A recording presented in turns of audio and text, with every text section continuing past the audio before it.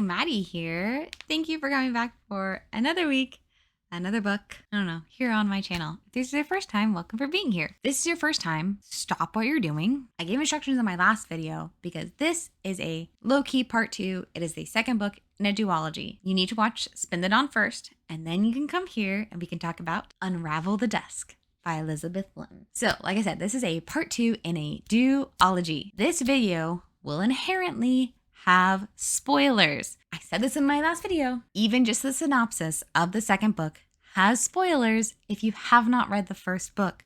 So please, for the love of all that is good and holy, go watch that last video, read the first book, then you're allowed to come back to this video and watch it. And then you can either, if you've already read the second book or if you're going to read the second book, you can watch this video. Because this video, to try to avoid spoilers as much as possible, is going to be a little bit shorter. It's just going to be a little bit more of like hype like my last video to be like, just again, this book is well written, you should read it. So without going into my as spoiler-less as possible video, let's read the synopsis. Again, if you haven't read the first book, stop what you're doing. Go watch my first video, go read the first book, Spin the Dawn by Elizabeth Lim. This is the synopsis for Unravel the Dusk by Elizabeth Lim. Maya Tamarin's journey to sew the dresses of the sun, the moon, and the stars has taken a grievous toll.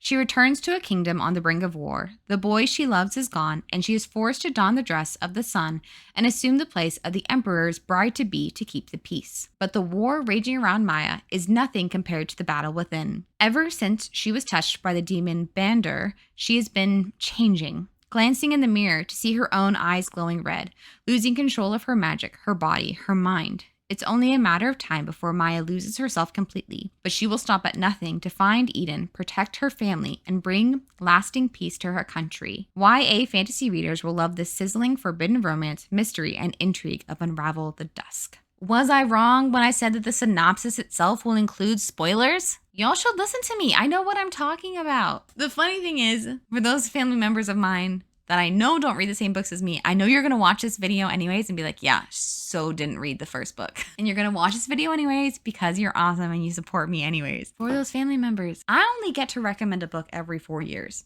So y'all should read what I recommend because I have good recommendations. I'm just saying. Not all of them, but like this one.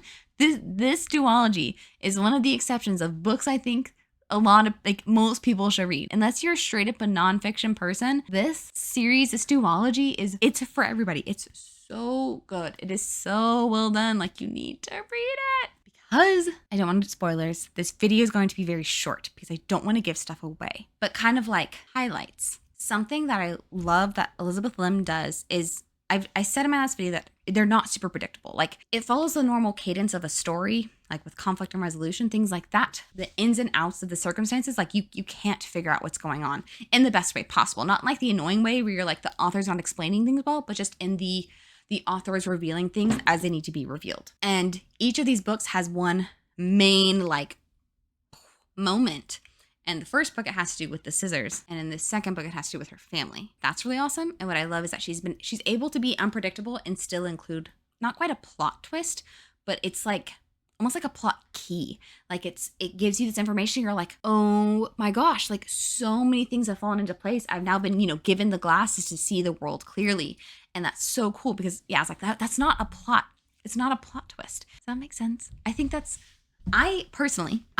so much better than a plot twist. Being able to see all these pieces fall into place with this one bit of information is so beautiful. And if you can write a book that has so many pieces that like mostly make sense, but then you're given this one singular piece of information that makes all of these things makes like perfect sense, I think that's profound and beautiful and really hard to do. And she does it so beautifully in these books that she can create this whole story where you're like, yeah, you got 80% of it. That's great. And then you get this piece of information. You're like, oh no, I have 100% on all of these things. And that's hard to do. It's just so good. And it's so profound and it's so beautiful and it's so incredible. And it's, like I said, this is one of the books in the series that like sets the bar for what I would hope to get out of a book series, especially a fantasy book series. Fantasy has its own difficulties because you are creating another world. You're creating a whole magic system. You're creating sometimes languages and cultures and traditions. You're creating so much that it can be so hard to, on top of that just insane world building, also create like an insane story within this insane world building. So for her to do that, to take the time to write and rewrite and edit and create and think and whatever to create this book, like, blows my mind. And it's one of those things where it's like, I would just like love to get into her head for a minute to be like, how did you think of this? How did you write this? Like, how were you able to create this one piece of information that fulfills so many things? I can't imagine being that creative, genuinely. Like, I can't even imagine having that kind of skill when it comes to writing. Like, I think that's so beautiful and so incredible. That's why I was like, these books need to be more hyped than they are. They need to be more well known than they are. And I think they're more well known than I think they are, because like I said in my last video, I don't necessarily talk, hang out, whatever with people that read the same things as me. So these books might be more well known than I think they are. They should be just even more well known. They should be, because they're so good and so well done. So I'm basically not going to tell you anything about that goes on in this book, because I don't want to give anything away. And I want you to read the first book, and I want you to read this book, and I want you to just like love them and discover them all for yourself. This video is just to be like, let me put this book on your radar. Let me put this duology on your radar of things to add to your TBR and the things that you'll actually read. The kind of little things I want to say are this, like a lot of action books, the last like third, fourth of the book is like all one battle. So just be prepared for the last like little bit to just want to read it all in one go. Be prepared for that. Set yourself up for success and give yourself the time to read the ending all together. 1, 2, she's a tailor, right? And so she creates these beautiful books. The author does create beautiful books. The character creates beautiful gowns, dresses, clothing. And this book is a super, super visual book. So you gotta put your like pretend world building hat on and try to envision all these things that she creates, because she does really good at describing them, but like you have to kind of think about it. This clothing includes things that aren't real and probably have characteristics that you can't actually see, like kind of in our actual version of reality. So the two parts of this are, one, if you go to my blog, I do have fan art of the 3 gowns that Maya creates. It's obviously not a perfect one-to-one because it can't be, but I feel like it does a very good job of helping you visualize those. So I'd very much want you to read the books first and get those images for yourself first, but then to kind of help you along, we have lovely things like fan art. And this was the best fan art I could find at the time of when I wrote my blog. But 2, the kind of like going off of that, I low-key hope they never make this into a movie or a series, because they will never, ever, ever be able to do it justice. Genuinely, I think even with things like CGI, they won't be able to do these books justice. There's also just like too many intricacies. They wouldn't be able to do it justice. I genuinely feel that way. And I hope they don't. I hope they don't, because I know that I'll be disappointed, and I don't want them to be ruined. I don't want people to think that that's what the books are, because they're just so much bigger than that. Not that books can't be done well, because that has happened, but it's rare. Especially with things like fantasy, you lose so much content because it's more expensive. It's harder to do. It takes a lot more finagling and being like, okay, which part of this is real? Which part of this is CGI? Are we hiring the right people to make this happen? And so I hope these books I hope they're never made into movies or TV shows, because I don't think it'll do them justice.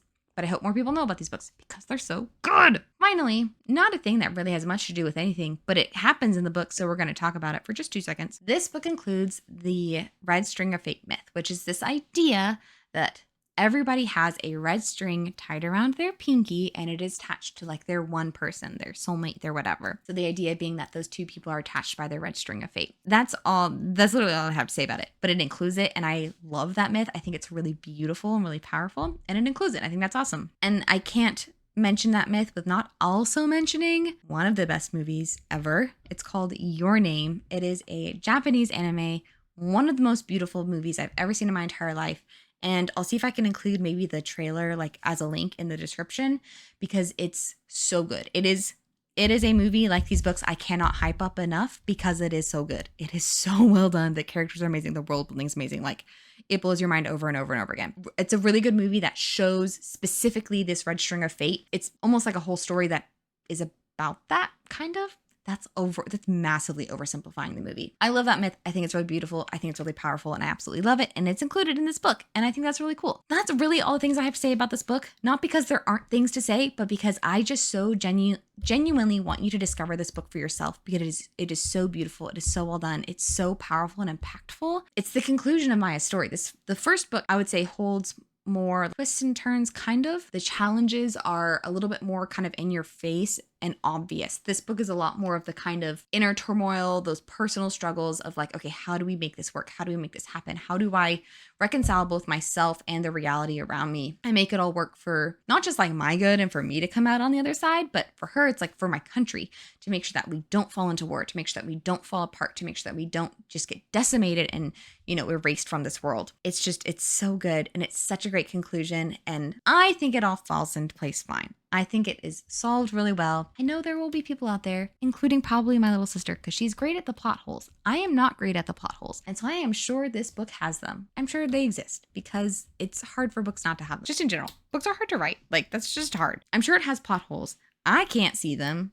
I don't know where they are. I don't know what they are, but I'm sure they exist. So one, I'd be curious if you saw plot holes and what you thought of them. You should totally comment them down below, just because I would be very interested in engaging with kind of that. I am excited to engage about anything about books. I'd be specifically intrigued about if you saw any plot holes and what you thought of them, or things you were worried were going to be plot holes but ended up being okay. So comment on one of the videos on what you thought of the book, what you thought of the series, what you thought about the characters, what you thought about the dresses, and like all of that aspect of it, because she is a tailor. Like, that's what her profession is. And obviously there's a lot more in that because it talks about like her magic and stuff. All that included, like, what did you think? Like, did you think it was going to happen the way that it happened? Did you think that it was going to get solved the way it got solved? Did you think like it was going to develop the way that it did? Like, I so want to know your thoughts, and your thoughts and your feelings on reading these books and experiencing this world and this story, and getting to be an observer of this really beautiful thing this author created. Like, how insane is that we got to be a part of something that she thought up all on her own? Like, that's so wild and amazing and beautiful, and I love it. So, and I hope it encourages you to go read and maybe go watch some of my old videos and read those books too, because books are awesome and wonderful and we love them. So, with that wild, just weird craziness out of the way, I hope you have a great rest of your day. I hope you have a great night, a great week, great weekend, great month, great year. I hope you have all the greats, because you're truly worthy and deserving of them. So until next time, so yeah, bye.